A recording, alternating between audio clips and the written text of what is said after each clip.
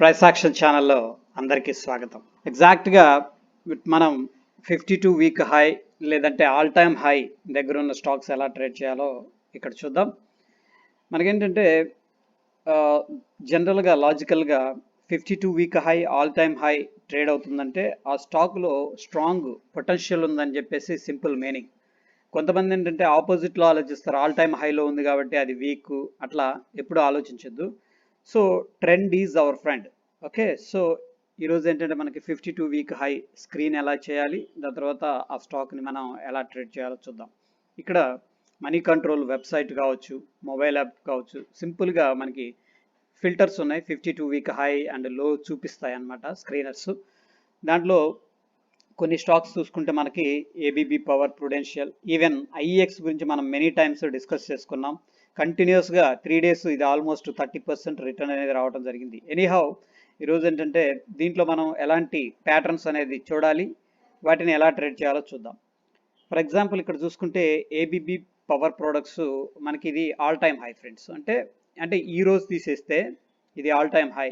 ఈ all time హైకి దగ్గరగా ఉన్నప్పుడు ఏం చేయాలంటే మనం స్క్రీనర్స్ వాడుకోవచ్చు, లేదంటే మనం సింపుల్గా ఫ్రీ టూల్స్ ఉన్నాయి, వాటిలో కూడా మనం స్కాన్ చేసుకోవచ్చు. అంటే 52 వీక్ హైకి దగ్గరగా ఉన్న స్టాక్స్ని మనం ఏం చేయొచ్చు అంటే వాచ్ లిస్ట్లో యాడ్ చేసుకోవచ్చు. ఇక్కడ చూస్తే ఫ్రెండ్స్ మనకి ఇది 52 వీక్ హైకి దగ్గరగా ఉంది.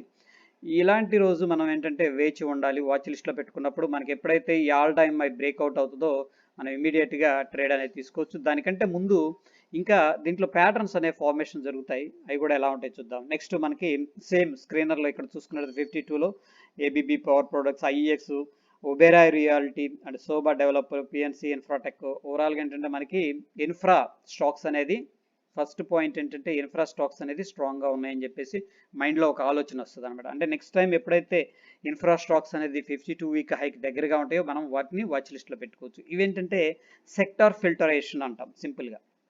నా ఒబెరాయ్ రియాలిటీ ఈ విధంగా ఉంది, మనకి ఇక్కడ సపోర్ట్ తీసుకుంది. బట్ ఏంటంటే మనం మొమెంటం కోసం ట్రేడ్ చేస్తున్నాం కాబట్టి ఈ విధంగా దాన్ని అనలైజ్ చేసుకోవచ్చు. ఇది వచ్చేసరికి ఫ్రెండ్స్ సింపుల్ ట్రెండ్ లైన్ అంటాం. టెక్నికల్గా మాట్లాడాలంటే ఇక్కడికి వస్తే 15 minutes టైం ఫ్రేమ్లో మనం చూసుకుంటే ఈ విధంగా ఏమైందంటే ఒక మూవ్ అనేది వచ్చింది, ఆల్ టైమ్ హై అనుకోవచ్చు, ఇది 52 వీక్ హై అనుకోవచ్చు. దాని తర్వాత ఏం జరిగిందంటే మార్కెట్ ఫేడ్ అంటాం, దీన్ని పుల్ బ్యాక్ అనుకోవచ్చు, ఫేడ్ అనుకోవచ్చు, డిఫరెంట్ నేమ్స్ ఇవ్వచ్చు మనం. బట్ ఇది స్ట్రాంగ్ స్క్రిప్ట్ కావచ్చు.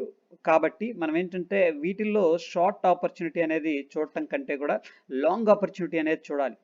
ఒక్కసారి ఈ ఏదైతే ఫ్లాగ్ ఫార్మేషన్ అనుకోండి, ట్రెండ్ లైన్ ఫార్మేషన్ అనుకోండి, ఆ రేంజ్ నుంచి బయటకు వచ్చిందంటే ఒక రకంగా ఏంటంటే ఇది ప్రాఫిట్ బుకింగ్. నా దృష్టిలో ప్రాఫిట్ బుకింగ్ అంటే ఏం లేదు ఫ్రెండ్స్, ఇక్కడ కొన్నారు లో ప్రైస్లో, హై ప్రైస్కి వెళ్ళింది, వాళ్ళు ఏం చేస్తారంటే కొద్దిగా క్వాంటిటీ అనేది ఎగ్జిట్ అవుతారు. సపోజ్ ఇక్కడ మనకి 10 క్వాంటిటీ ఉందనుకుందాం ఎగ్జాంపుల్గా. అదే బిగ్ ఇన్వెస్టర్ పరిస్థితి ఏంటంటే 10 crore షేర్స్ ఉంటాయి, అంతే కదా. సో వాళ్ళు ఏం చేస్తారంటే ఇక్కడ కొన్నారు ఎక్కడో చీప్గా, ఇక్కడికి రాగానే కొద్దిగా రిలీజ్ చేస్తారు, అంటే ఒక 1 crore షేర్స్ అనేది అమ్ముకోవటం చేస్తారు. ఎందుకంటే ప్రాఫిట్ బుకింగ్ అంట. ఆ వీక్నెస్ అనేది ఎప్పుడైతే క్లియర్ అయిపోయిందో ఈ ట్రెండ్ లైన్ ద్వారా మనం వీక్నెస్ అంతా అయిపోయింది, దీంట్లో నెక్స్ట్ స్ట్రెంగ్త్ స్టార్ట్ అవుతుంది అని మనకు తెలుస్తుంది.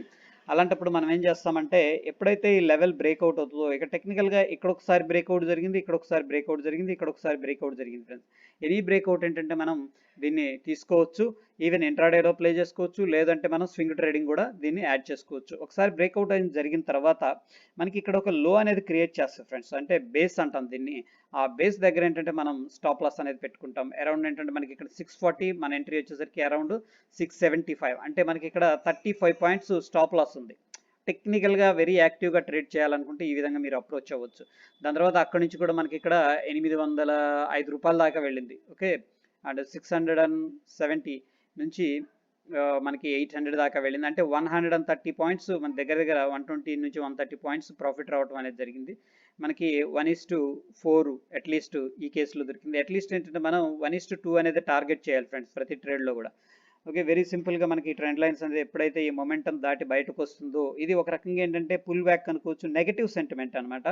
కొంతమంది ఏంటంటే రిటైలర్స్ కూడా వచ్చి సెల్ చేస్తుంటారు, ఎందుకంటే ఆల్ టైమ్ హై దగ్గర ఉంది కదా అని చెప్పేసి.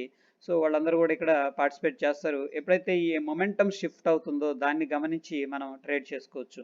అండ్ సెకండ్ మెథడ్ వచ్చేసరికి ఫ్రెండ్స్ మనకి ఇక్కడ ఏదైతే ఇక్కడ హారిజెంటల్గా రెసిస్టెన్స్ లెవెల్ ఉందో చూడండి, ఇక్కడ హారిజెంటల్గా రెసిస్టెన్స్ లెవెల్ అంటే ఆల్ టైమ్ హై పాయింట్, ఆ పాయింట్ దగ్గర కూడా ఏంటంటే మనం ట్రిగ్గర్ అనేది చేసుకోవచ్చు. చేసుకొని 15 మినిట్స్ క్యాండిల్ బ్రేక్అవుట్ అవ్వగానే మనం ఎంట్రీ తీసుకొని దాని కింద కూడా మన స్టాప్ లాస్ అనేది మెయింటైన్ చేసుకోవచ్చు.